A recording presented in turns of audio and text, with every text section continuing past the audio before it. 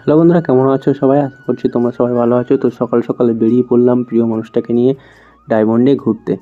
তো ডায়মন্ডের সুন্দর মনোরম পরিবেশ নদীর গালায়, দেখতে পাচ্ছ চারদিকটা কত সুন্দর লাগছে। তো আমরা নদীর পাড় থেকে প্রথমেই শুরু করছি ঘোরা। তো এখানে একদম নদীর পাড়ে ভাটা পড়ে গেছে আর ওর পিছনে লাগাম স্টার্ট হয়ে গেছে। আমরা যেখানেই ঘুরতে যাই না কেন, আমরা দুজন দুজনের পিছনে প্রচণ্ড পরিমাণে লাগি।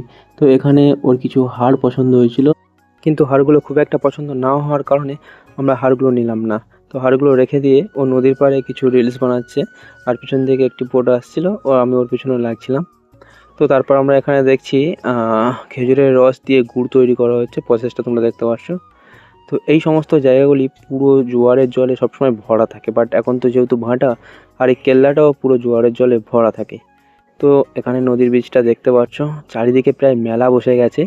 যেহেতু এটা শীতকালে আমরা ওখানে গেছিলাম, সবাই পিকনিক করছিল, চারিদিকে দোকান।